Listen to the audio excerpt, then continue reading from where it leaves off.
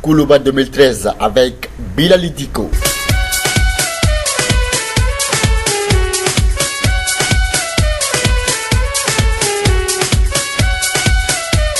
Vous écoutez Koulouba 2013 avec Bilali Diko, le grand décryptage politique de la radio du Boa.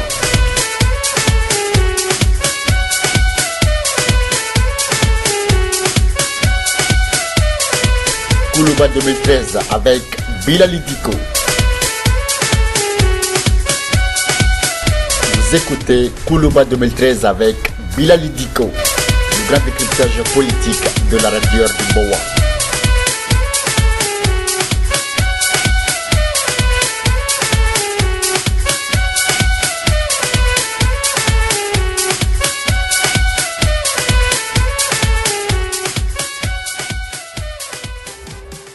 Mesdames et messieurs, bienvenue à cette édition de Koulouba 2013 consacrée aux élections présidentielles au Mali. Une échéance cruciale pour le pays tant la situation sécuritaire et politique est criarde. Le prochain président de la République aura à cet effet la lourde tâche de rétablir d'abord l'intégrité territoriale du Mali, rétablir l'autorité de l'État, consolider les institutions démocratiques, repenser le système éducatif, relancer l'économie, bref, faire face sans faux fion aux défis de l'État. Au cours de cette nouvelle émission que j'ai le plaisir de vous présenter sur la radio du Moa, nous irons à la rencontre des candidats pour mieux décrypter avec eux leur programme, leur projet de société pour un Mali nouveau et prospère. On va s'y arrêter longuement ce soir. Comment la campagne se déroule à Bamako sur le terrain? Où en sont les candidats? C'est le journal de la campagne avec nos équipes qui sont sur place à Bamako. Un reportage signé Erdumboa Mali. Au Mali, à 48 heures de la clôture de la campagne électorale, les équipes de campagne s'activent dans les QG. Dans le QG de Jamil Bitar à Mayambougou, en commune 6 de Bamako, les derniers préparatifs sont en cours et les militants de l'Union des mouvements et alliances pour le Mali, UMAM, sont satisfaits de la campagne qu'ils ont menée pendant 3 semaines à travers le Mali. Vous le voyez, nous arrivons presque au terme de notre campagne pour le premier tour, parce que nous espérons aller au deuxième tour. Donc, nous sommes là confiants et rassurés, ragaillardis. Vous avez parcouru la cour, vous avez vu les jeunes, nous savons que, plaise à Dieu, nous irons au deuxième tour. Parallèlement au QG de campagne de Draman Dambélé, le candidat de l'ADEMA PSG, le bilan est positif. Le directeur de campagne, des élections apaisées s'imposent au Mali. Nous, Maliens, n'avons pas besoin de nous entredéchirer. Nous n'avons pas besoin d'avoir un esprit belliqueux. Au contraire, l'ADEMA PSG se veut un parti responsable. Nous nous mettons en position d'aîné, de pouvoir accepter tout le monde. Et surtout de respecter l'autre, de respecter nos adversaires. C'est des Maliens, c'est des gens aussi qui veulent du bien au pays, comme nous. Mais nous pensons que la différence est de notre côté. Les 27 candidats ont moins de 48 heures pour convaincre les électeurs encore indécis. Près de 7 millions d'électeurs sont attendus dimanche pour élire le prochain président de la République du Mali.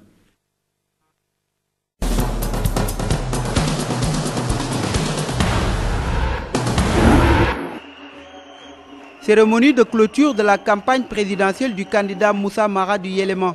Cette rencontre devant ses nombreux partisans a permis au leader du parti de faire le bilan de l'état financier de sa campagne 2013. Une transparence que Moussa Mara consigne dans un document dénommé « Les 10 commandements du leader honnête ». Vous verrez sur ces états financiers une somme cumulée de 232 millions de francs CFA. Si tous les candidats se prêtaient honnêtement au même exercice et donnaient les vraies informations de leur campagne, vous vous rendrez compte que les 232 millions de notre campagne sont parmi les budgets les plus faibles, peut-être le budget le plus faible de tous les candidats à cette élection. Cette cérémonie de clôture de la campagne présidentielle au CICB de Bamako a été aussi l'occasion pour Moussa Mara de présenter son projet de société. Un programme qui place la jeunesse au centre de ses préoccupations. Une des mesures phares de notre projet, c'est de mettre en place une grande école supérieure pour les élites et une école qui est orientée uniquement sur la production. Une école qui va faire la part belle aux sciences, aux techniques, pour que, en 5 ans après le bac, que nous ayons des ingénieurs, des diplômés, des masters dans tous les domaines de la production. Actuel maire de la commune 4 de Bamako, Moussa Mara est expert comptable de formation et a fait de la lutte contre la corruption son cheval de bataille. C'est ce que cet homme politique de 38 ans affirme déjà mettre en œuvre dans sa commune, avec l'espoir secret d'obtenir les mêmes résultats à l'échelle nationale s'il accède à la magistrature suprême du Mali. Le comité interparlementaire de l'Union économique et monétaire ouest-africaine, CIP-UEMOA, a dépêché au Mali une dizaine d'observateurs afin d'observer le déroulement du scrutin présidentiel de dimanche prochain. Arrivés depuis le 9 juillet à Bamako, la capitale, les observateurs de l'UEMOA vont se déployer principalement dans le sud du pays. À l'Union économique et monétaire ouest-africaine, seuls des députés ou des sénateurs membres de l'institution parlementaire communautaire peuvent être observateurs des scrutins nationaux. C'est de leur expérience personnelle et de leur parfaite connaissance du terrain que les membres de la mission se distinguent d'autres observateurs. La première mission d'observation du CIP-UEMOA remonte à 2005. Pour cette présidentielle, il était plus que nécessaire pour le comité sous-régional d'être présent au Mali afin d'assister au renouveau démocratique du pays. La présence de cette mission n'est donc que normale. Elle s'impose. Mais elle se justifie aussi par la nature, la profondeur et l'ampleur de la crise qui frappe le Mali. Une crise inédite. Et le fait de décrypter les origines et les causes de la crise ne réduit pas le caractère exceptionnel de la secousse. Le CIP-UEMOA est à Bamako pour une mission de 17 jours qui va lui permettre d'observer et de suivre non seulement les opérations de vote, mais également les activités annexes avant et après le premier tour de l'élection présidentielle du 28 juillet 2013. Manga Dembélé appelle la presse nationale et internationale à faire preuve de responsabilité dans la couverture de l'élection présidentielle du 28 juillet au Mali. Le ministre de la Communication a rassuré les uns et les autres de la volonté du gouvernement de réussir cette élection avec les médias à ses côtés. Inutile de vous rappeler que lorsque nous ne sommes pas professionnels dans ce que nous faisons, au lieu d'être la solution, nous allons être le problème. Mais je dis, nous ne serons pas le problème. Le journaliste ne sera pas le problème. Mais il faudrait qu'il soit aussi un acteur positif. Parce que le défi, il est immense et c'est normal.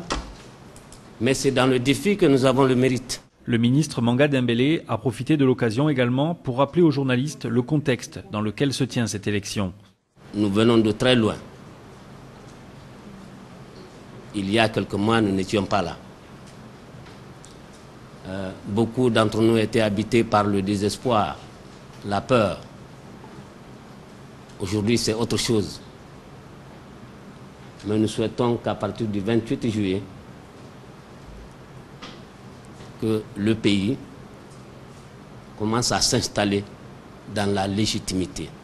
À l'approche du scrutin du 28 juillet, le ministre de la Communication a invité les représentants des médias à tenir le département informé de leurs conditions de travail sur le terrain, mais également à bien observer le déroulement du scrutin pour celles et ceux qui seront dans les centres de vote dimanche, jour du premier tour de l'élection présidentielle.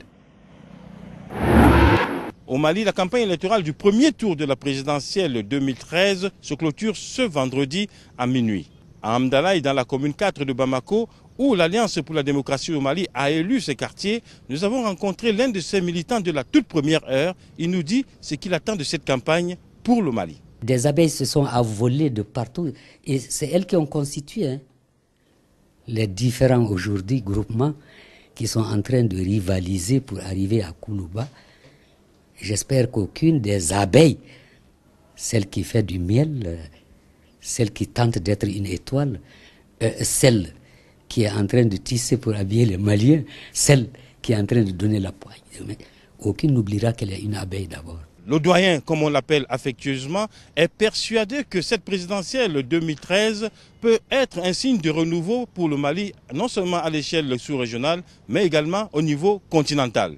J'ai l'espoir que les ruches qui font le miel étant sur toutes les collines du Mali, sur tous les arbres du Mali, dans tous les villages du Mali. J'espère que ces abeilles-là, c'est elles quand même qui vont repeupler Koulouba et continuer à faire du miel. Et les autres abeilles continueront peut-être à habiller et peut-être aussi à se donner la main. Et nous allons tous nous donner la main. 53 ans après son accession à l'indépendance, le Mali n'a jamais été aussi près d'écrire une des plus belles pages de son existence. Une histoire que le pays veut graver en lettres d'or ce dimanche 28 juillet 2013. Parmi ces 27 candidats à la présidentielle, il y a une femme, Madame Haïdara Aïssata Cissé, dite Château. Elle est la seule qui représente la junte féminine cette année. Reportage. Pour ces jeunes Maliens de France, c'est un rendez-vous attendu depuis plusieurs semaines. Sur ces affiches, celle qu'ils ont hâte de rencontrer. Haïdara Aïssata Cissé, la seule femme candidate à l'élection présidentielle du Mali. Face à elle, 27 prétendants. Venue directement de Bamako, Château, comme elle est surnommée par ses partisans, est venue présenter son programme à la diaspora malienne de France.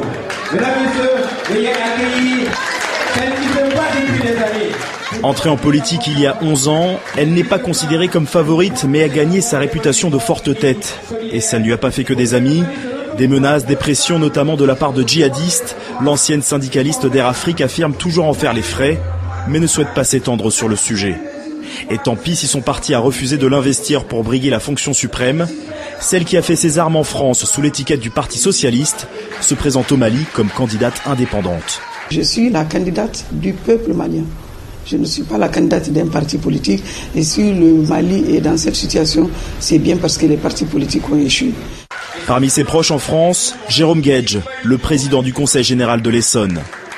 Principale cible d'Haïdara Aïssata Cissé, la jeunesse à qui elle promet 100 000 emplois par an et bien sûr les femmes, 51% des électeurs au Mali. Un Mali à reconstruire totalement, surtout après la crise qui a notamment touché le Bourem au nord du pays. Château en est la députée depuis 5 ans. Et nous, on a toujours vécu ensemble avec les Touaregs, les Arabes, les Peuls. Il n'y a jamais eu de problème. Mais avec ce qui s'est passé, forcément, il y a eu des problèmes. Le problème de désespoir, de faim. C'est vrai aussi qu'à Bourem, il y a eu des exactions. Il y a eu des mariages forcés. Au moment où l'armée malienne vient d'entrer à Kidal, Haïdara Aïssata Cissé a prévu de se rendre en campagne dans cette ville, autrefois nid de conflit entre djihadistes et rebelles touaregs. Paris a beau affirmer que le scrutin se déroulera bien le 28 juillet, la commission électorale malienne en est nettement moins sûre. Château, en tout cas, aura mis toutes les chances de son côté. Dans ces élections, tous ou presque s'offusquent à reconnaître que les dinosaures doivent céder la place aux jeunes pour incarner la prise de conscience et une démocratie jeune. Reportage à Bamako avec nos équipes sur place. À Faladi, une banlieue de Bamako, c'est l'heure du débat quotidien. Depuis quelques semaines, Djibril et ses amis ne parlent plus que d'une chose. Le prochain président, je vous jure, il va avoir très chaud. Tous ont entre 18 et 28 ans, tous sont diplômés, tous ou presque sont chômeurs. Autre point commun, ils n'ont plus aucune confiance dans la classe politique malienne. Il y a eu combien de présidents qui ont dit aux jeunes « je ferai des choses ». Ils n'ont rien fait. On a besoin des jeunes en réalité au pouvoir. On a besoin des jeunes, soit on a besoin d'un vieux qui peut tendre la perche à la jeunesse. Justement. La transition a été très mal faite. La transition n'a pas été faite. On a besoin d'un président qui peut faire la transition et donner le pouvoir à la jeunesse. Parce que la jeunesse a son mot à dire en réalité. Les jeunes, 80% de la population et surtout près de 53% des électeurs. Chacun des 27 candidats l'a bien compris. C'est le cas de Moussa Mara. Il a 38 ans et s'est autoproclamé candidat de la jeunesse. Son atout, ne pas faire partie des dinosaures qui ont jusque-là dirigé le pays. Nous comptons d'abord dire la vérité. Dire que l'emploi, c'est d'abord la croissance économique qui crée des emplois. Ce n'est pas l'État qui décrète des emplois. Ensuite, c'est l'éducation qu'il faut qu'on change pour que l'éducation soit basée sur les fondements du Mali, les forces du Mali, afin de donner de l'emploi aux jeunes diplômés. Notre système éducatif forme les jeunes diplômés dans un domaine où il n'y a pas d'emploi. Promettre le grand soir à la jeunesse, d'autres candidats en ont fait leur fond de campagne. Soumaïla Cissé, un des grands favoris du scrutin, s'est même engagé à créer 500 000 emplois pour les jeunes Maliens. Autant dire que s'il est élu, il sera attendu au tournant. Mais aussi, dans ces élections, tout n'est pas rose. Bien d'électeurs ne disposent pas de leur carte d'électeur, ne pourront donc pas voter. Un cas qui touche des milliers de Maliens de l'extérieur comme de l'intérieur. Ainsi, au Maroc, sur les milliers inscrits, seulement 10 Maliens pourront voter. Une situation qui offusque la majorité à pouvoir donner leur avis sur l'investiture de la magistrature suprême. Suivons ensemble ce reportage à Seine-Saint-Denis, en France. C'est sur ces listes classées par nom de famille que les électeurs maliens de Seine-Saint-Denis tentent depuis 2 semaines de trouver leur nom ou leur photo. La preuve de leur inscription sur les listes électorales. Ça, c'est ma carte. Je l'ai trouvée. J'ai envie de voter. Je vais voter aussi. Bakary fait partie des chanceux. Il a obtenu sa carte d'identification biométrique, précieux sésame qui lui permettra de participer au scrutin de dimanche. Mais tous n'ont pas eu cette chance. On est fatigué. Depuis le matin, on est là. On n'a pas trouvé les cartes. Il n'y a personne qui a eu la carte. Mamadou Diarra a scruté les listes pendant plusieurs heures et comme beaucoup d'autres ressort du consulat bredouille, mais résigné. Les gens s'énervent parce qu'ils n'arrivent même pas à voter. Donc c'est tout à fait normal. Mais bon, pour moi, il faudra sortir de cette situation exceptionnelle. Il faudra aller aux élections, même si c'est pour une voix, que le président soit élu démocratiquement. Selon le consulat, 200 000 Maliens vivent en France. Mais suite à des erreurs administratives lors du dernier recensement de 2010, seules 81 000 personnes ont été enregistrées. Le fichier électoral qui en a été extrait ne compte plus que 30 000 noms. D'où la colère des résidents français. Le consul, lui, assure que le maximum a été fait et appelle au calme. Leur dire de garder leur calme et de rester serein. C'est pas que les Maliens de France, c'est des Maliens même du Mali, tous les Maliens sont concernés par ce problème-là. Pour l'heure, 60% des 30 000 cartes électorales auraient déjà été distribuées. Une quarantaine de personnes seront mobilisées jusque samedi soir pour permettre aux électeurs maliens de voter ce dimanche. Mais beaucoup garderont le sentiment amer d'avoir été évincés d'un scrutin pourtant capital pour l'avenir de leur pays. Et maintenant, suivons ensemble les derniers préparatifs de ces élections à Bamako, sur place. Ce vendredi, c'est jour férié. Le président de transition l'a décrété car il reste moins de 48 heures pour retirer les cartes d'électeurs. Ibrahima Djitei fait partie des 24% de Tombouctiens à ne pas l'avoir encore fait. Maintenant, il suffit seulement d'avoir la carte, je n'arrive pas à avoir ça. Donc il doit y avoir une commission de distribution, la commission n'est pas encore arrivée, ou bien elle ne viendra pas. Mais Ibrahima a beau chercher, il ne sait pas à qui s'adresser. Un représentant de la commission électorale est là, dans la cour, assiégé. Je voudrais que les citoyens comprennent que nous de la CENI, nous sommes là pour assurer aux citoyens le plein exercice de son droit. Viens ici à la voilà. Tu donnes le numéro, quelqu'un se met à ta disposition. Soyez un peu engagé, monsieur Djitei. C'est la CENI qui m'a envoyé ici. Il me dit de m'adresser à vous pour avoir la carte. Mais là encore, ce n'est pas le bon bureau. Ibrahima ne trouve pas les agents, et pour cause, il n'y a que 2 équipes au lieu des 8 prévues, cachées entre 2 camions, même s'ils s'en défendent. On n'est pas là pour les premiers jours. Ouais. Voilà, on est là pendant beaucoup de jours, donc les gens savent. Vous saviez qu'ils étaient là entre les 2 camions ? Non, je ne sais pas. Des problèmes criants d'organisation, même le préfet admet des soucis logistiques. Un climat propice à toutes les suspicions. Dans le QG du candidat de Soumaïla Cissé, on répète encore une dernière fois les consignes aux délégués chargés de surveiller le vote. C'est dans le souci que les délégués ne sortent pas à un moment du bureau de vote pour des cas de fraude ou des cas de malveillance qui peuvent nous conduire à autre chose. C'est dans ce sens que nous sommes en train de nous battre. Dans ces conditions, il faut être très prudent, il faut rester sur les qui-vive jusqu'à la dernière minute, jusqu'au dépouillement. Même au moment du dépouillement, il peut y avoir des cas de fraude. Donc il faut être très prudent, il faut être très vigilant. La plupart des candidats s'étaient engagés à ne pas contester les résultats malgré les lacunes d'organisation. Mais déjà, Soumaïla Cissé a dénoncé des tentatives de fraude et il risque de ne pas être le dernier.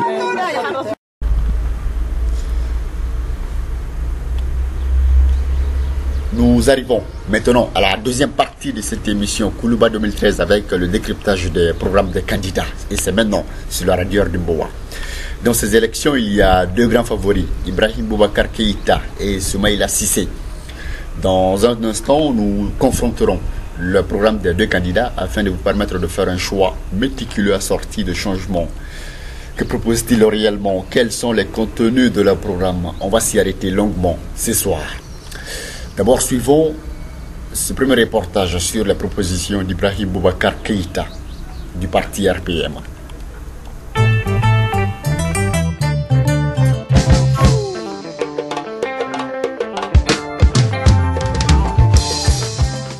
Maliens, Maliennes, mes chers compatriotes, notre pays vient de traverser une crise sans précédent.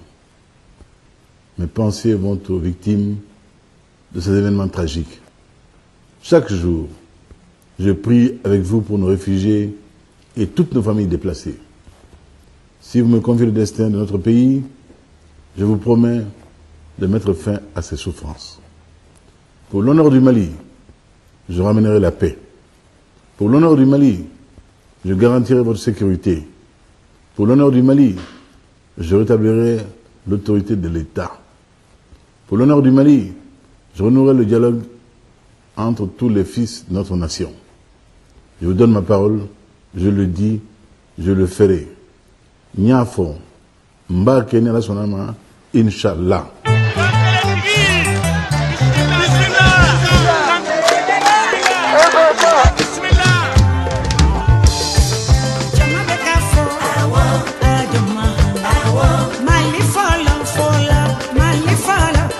Concernant le secteur de la défense et de la sécurité, il y a 4 points importants. Le premier point, c'est quelle est la perception, quel est le statut de l'armée dans la société, et comment faire en sorte que l'armée soit un élément important de l'identité nationale et que les services militaires deviennent un facteur important dans la citoyenneté.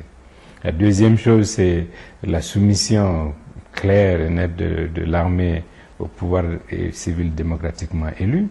Et troisièmement, en retour, bien sûr, il faut que l'État veille à ce que la condition militaire, c'est-à-dire à la fois les aspects non militaires de la vie des soldats et des officiers, que ce soit la famille, l'école, la santé, l'éducation, le logement, que cette condition militaire soit améliorée, soit mise à niveau et préserve leur dignité et leur épanouissement.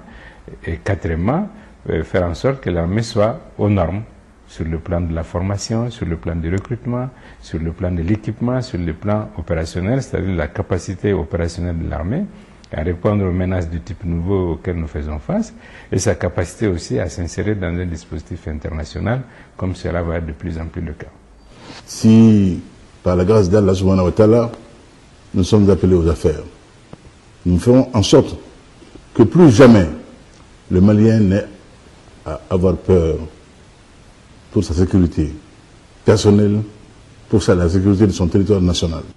J'en prends l'engagement solennel devant le peuple du Mali. Et toutes mes forces seront engagées pour mettre mon pays à l'abri désormais.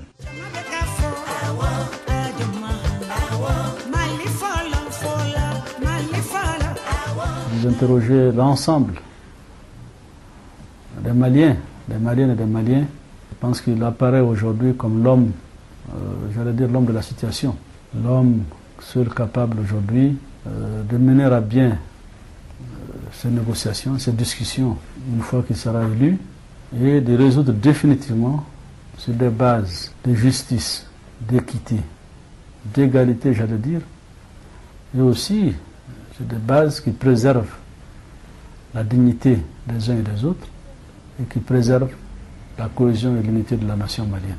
Nous aurons comme premier souci, première urgence, de faire en sorte de consolider la paix.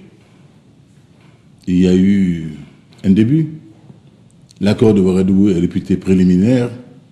Et il convient donc de faire en sorte qu'il se conforte et aboutisse à un accord véritable qui garantisse la paix, mais pas une paix factice.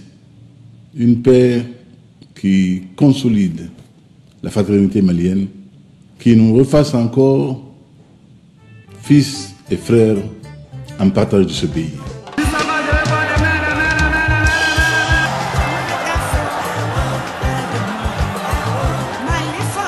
Ibeka koni ale ko sécurité folo mala ani Mali bɛɛ lajɛlen kama.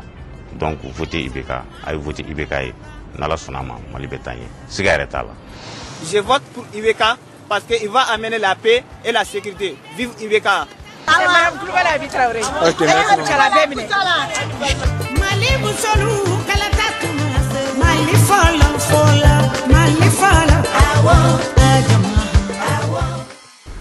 Et maintenant, que nous propose Soumaïla Cissé dans son programme de société?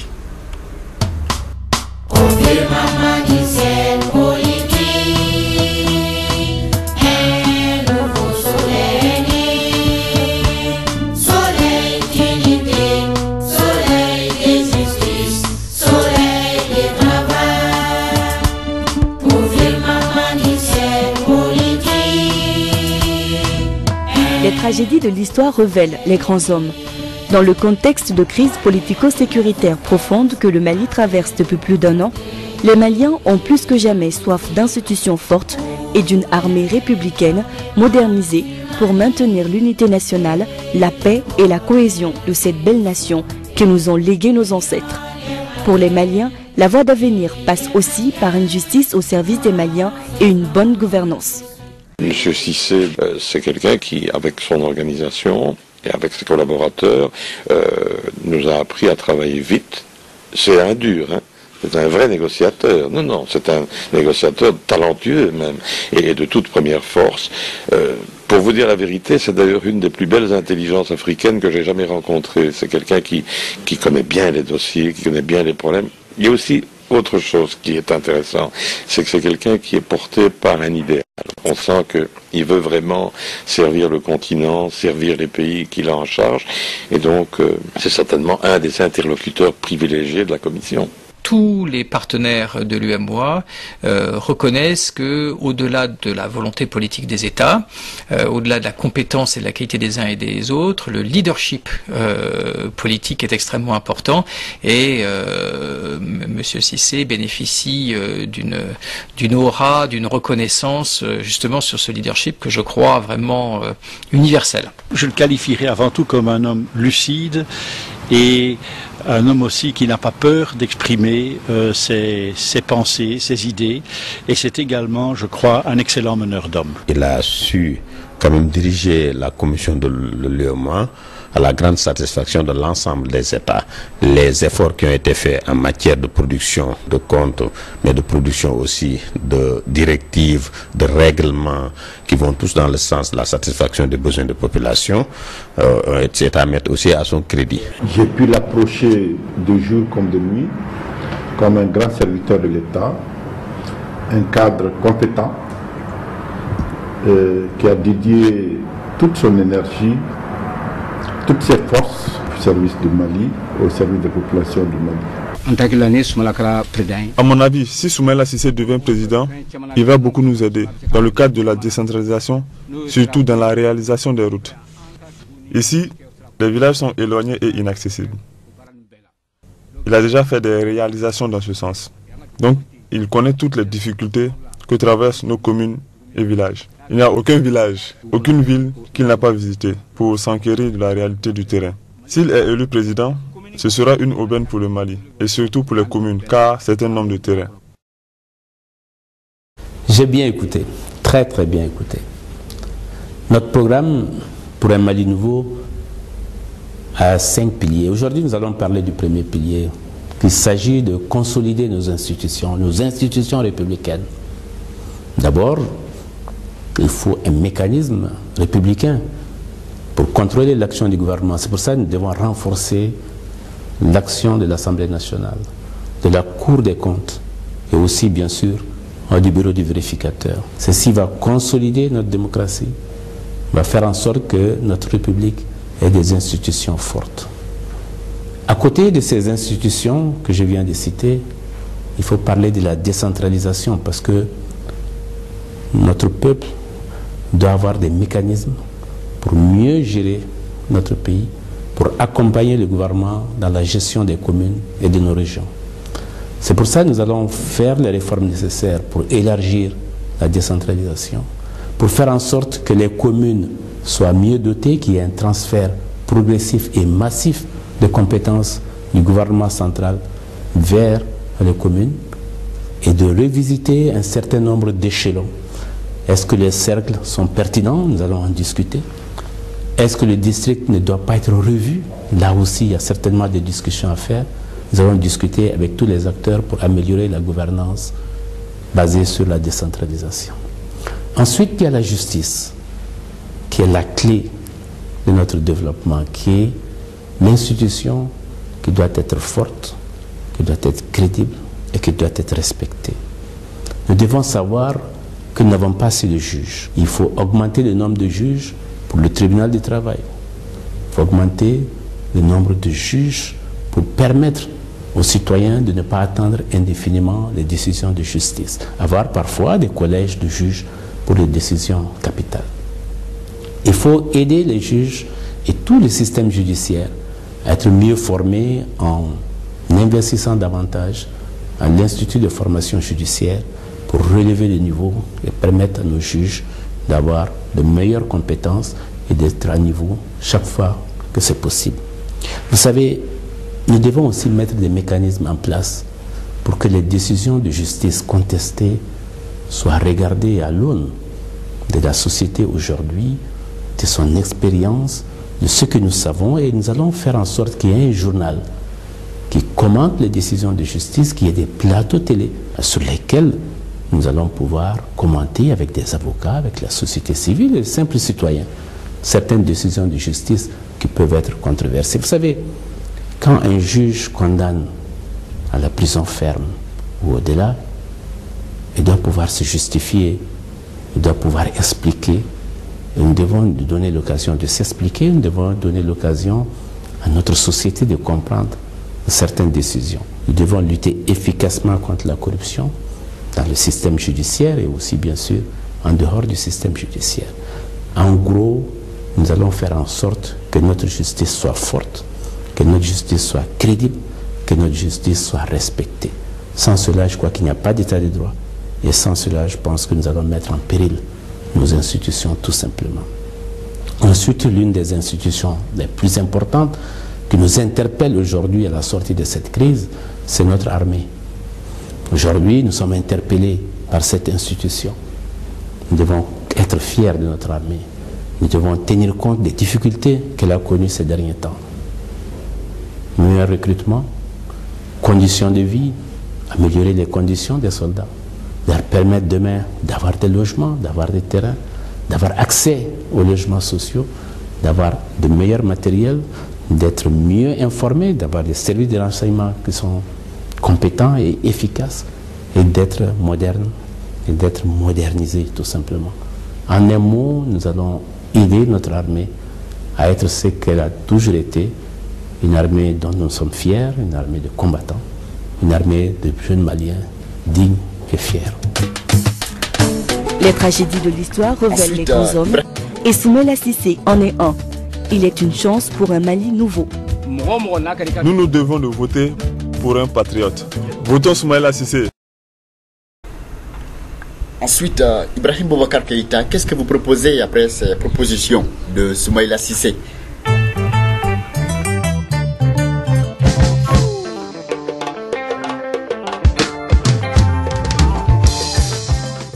Chers frères, chères sœurs, je serai toujours à vos côtés. Je serai toujours du côté du peuple. Je serai le président de la solidarité pour le bonheur des Maliens. Je rendrai les services de santé accessibles à tous.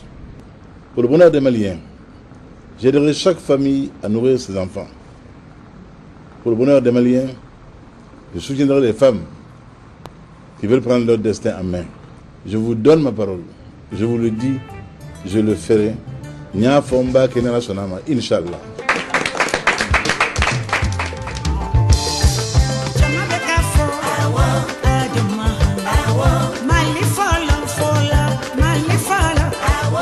An filɛ nin problème b'an da la sara bɛrɛ tɛ anw infirmières ye yan gan t'an bolo et puis fɛnɛ bulusi ko manki ko ka ca an ka formation ka nɔgɔn parce que n'i taara formation kɛ yɔrɔ yɛrɛ la hôpital ba ninnu na négligence dɔw b'i kan fɔlɔ yan'u ka baara d'i ma i ka baara yɛrɛ kɛ. Patient yɛrɛ filɛ nin an bɛ problème caman sɔrɔ ni patient ye k'a sababu kɛ banabaatɔ dɔw bɛ na wari t'u bolo mais bana b'u ni kan n'u nana le fait que tɔɔrɔ yɛrɛ bɛ saba ka s'u ma a bɛ furakɛli nege bɔ u la a bɛ fɔ ko furaw bɛ dɔgɔtɔrɔso la nin bɛ dɔgɔtɔrɔso la nin bɛ dɔgɔtɔrɔso la i b'a sɔrɔ u tɛ yen.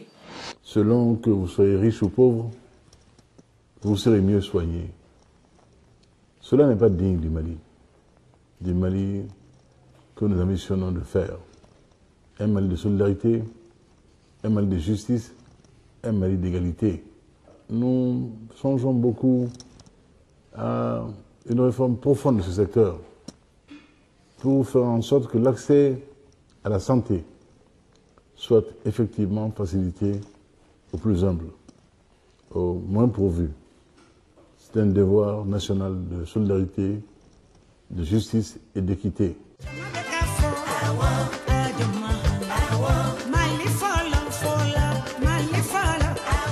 Les femmes maliennes ont des besoins multiples. Dans le cadre des petits commerces, les femmes du marché ont besoin de microcrédits pour réaliser leurs projets. Elles souhaiteraient également au niveau des villages réaliser le maraîchage avec le matériel adéquat, parler de nutrition aux femmes de la campagne, l'éducation pour les enfants, surtout la sensibilisation au niveau des villages par rapport à la santé maternelle et néonatale et par rapport également à l'alphabétisation. Les femmes ont besoin d'être alphabétisées pour pouvoir comprendre leurs projets. Femmes du Mali, mes sœurs, mes mères, nos femmes, vous êtes sur tous les chantiers, paysannes, infirmières, enseignantes, professeurs, y compris d'université, vous avez montré vos capacités. Elles n'ont rien à envier à celles d'autres. Ce n'est donc pas une question de genre, question de compétence, question de choix, question de volonté politique. Et la volonté politique, en ce qui me concerne, ne fait pas le moindre doute. Hier, je suis à vos côtés. Aujourd'hui, moins que demain, je serai avec vous.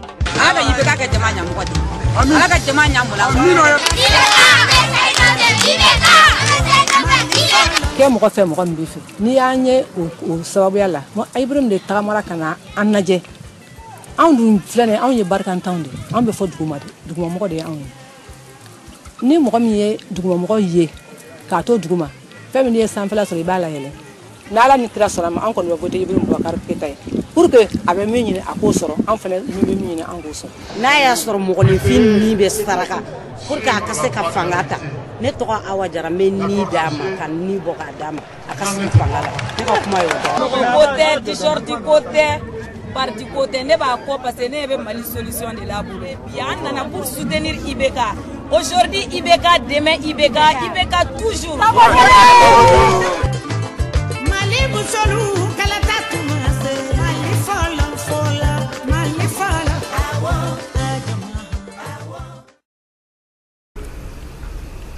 Soumaïla Cissé, vous en dites quoi par rapport à ces programmes de Ibrahim Boubacar Keïta?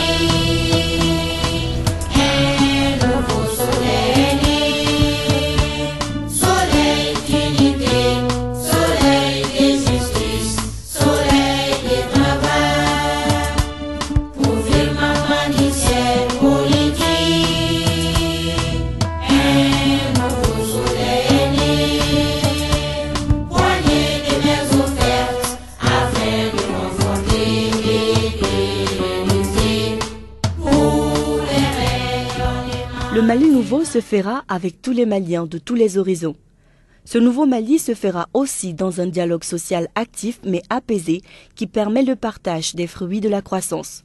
Pour libérer cette énergie mobilisatrice, la presse et la diaspora doivent prendre toute leur place. Le dialogue social et la réconciliation nationale sont possibles et plus que jamais, les Maliens sont fiers de leur riche diversité ethnique, culturelle et religieuse.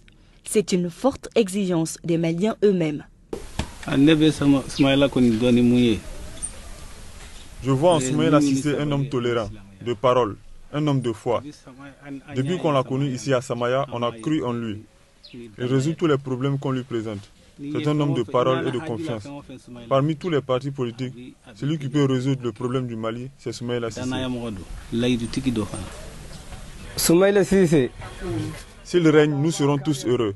Nous voulons qu'il construise le pays, qu'il fasse avancer le pays, qu'il soit juste avec les populations, qu'il ne mette pas de différence entre les ethnies, que ce soit Songhai, Maraka, Bambara, Peul, Tamashek, qu'il soit juste entre les ethnies.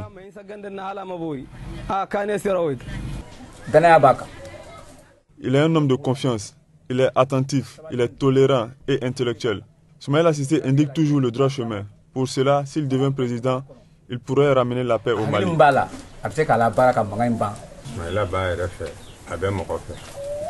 Soumaïla Cissé s'aime d'abord. Il aime les autres. Depuis qu'il est venu à Samaya, tout le monde a confiance en lui. On était dans un trou. C'est Soumaïla qui nous a aidés à nous en sortir.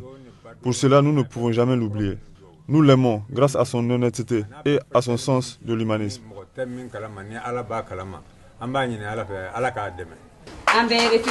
Nous sommes tous des réfugiés ici, hommes et femmes. Tout ce qu'on veut, c'est le Mali. Bon, en tant que réfugié, je crois que c'est l'homme idéal de la situation pour résoudre les maux auxquels la société malienne est confrontée au jour d'aujourd'hui. Que Dieu t'assiste quand tu auras le pouvoir. Mais si Dieu te donne le pouvoir, n'oublie pas d'être juste et de respecter tes prochains. Le pouvoir peut échouer à cause de l'injustice envers les pauvres et les démunis.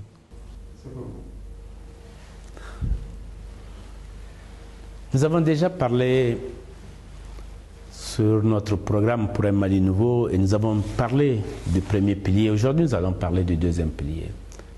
Le premier pilier, c'était les institutions que nous voulions fortes pour asseoir notre République. Mais vous savez, un parti politique ou une coalition politique peut s'accaparer quelque part de toutes les institutions, que ce soit l'Assemblée nationale, que ce soit la superstructure de la justice, etc. C'est pour ça que j'ai pensé, avec le deuxième pilier, qu'il nous faut développer une société civile forte et responsable, qui sert aussi de contre-pouvoir. Il faut que le gouvernement et les institutions aient du répondant dans notre société. C'est pour ça que nous devons faire en sorte que la presse soit libre, indépendante. Et pour ce faire, nous allons autoriser de nouveaux organes de presse, comme de nouvelles télévisions privées. Nous allons augmenter l'aide publique à la presse. Nous allons faire en sorte que la presse privée puisse accéder aussi aux publicités, aux prestations de l'État, que ce ne soit pas un simple monopole, ça me paraît important. Et nous devons aider la presse à mieux se former, à avoir de bonnes centrales d'achat. J'ai eu d'ailleurs l'occasion d'aider la presse malienne quand j'étais président de l'UOMOA pour lui permettre d'avoir une centrale d'achat, en tout cas sur le papier, par une bonne subvention. Ça a aidé quelque part et je crois que c'est utile que le gouvernement puisse s'inscrire durablement dans ce chemin. Enfin, et plus important, il faut sécuriser les journalistes. Il faut leur permettre de faire leur métier. S'il faut de nouveaux textes, il faut prendre ces nouveaux textes. Nous devons accepter la critique. Nous devons écouter ce que disent les journalistes et les communicateurs et qu'il y ait un espace de discussion, de contradiction dans ce domaine. Ensuite, nous avons une diaspora nombreuse. Je l'ai rencontrée dans presque tous les pays du monde, et en particulier les pays africains. Elle a des idées, elle a une volonté de participer au développement du pays. Mais accueillons-la, aidons-la à s'installer, voyons les idées qu'elle véhicule, que cette diaspora, on puisse lui faire la place quand elle vient à Bamako. Vous écoutez Koulouba 2013 avec Bilali Diko, le grand décryptage politique de la radio du Boa. Vous écoutez Koulouba 2013 avec Bilali Diko, le grand décryptage politique de la radio du Boa. Koulouba 2013 avec Bilali Diko. Voilà, mesdames et messieurs, nous arrivons visiblement au terme de cette émission Koulouba 2013 consacrée aux élections présidentielles maliennes. Nous espérons qu'elle aura permis de vous aider à vous faire un choix, une idée sur l'évolution de la situation électorale et les programmes des candidats. Maintenant, le choix vous appartient. Plus que jamais, la citoyenneté active doit être appliquée au Mali. Et vous seul détenez le mot d'ordre. Votre arme, c'est le droit de vote. Et c'est cela qui fait la beauté de la démocratie. Sortons massivement pour aller voter et ainsi faire un choix méticuleux pour un Mali nouveau. Et ceci étant, je vous donne rendez-vous très vite sur les ondes de la radio Ardimbo Stat, au microphone et à la réalisation Bilali Diko du Bilaxi et au contrôle technique Armel. À très vite. Chaque jour est une opportunité de prise de conscience.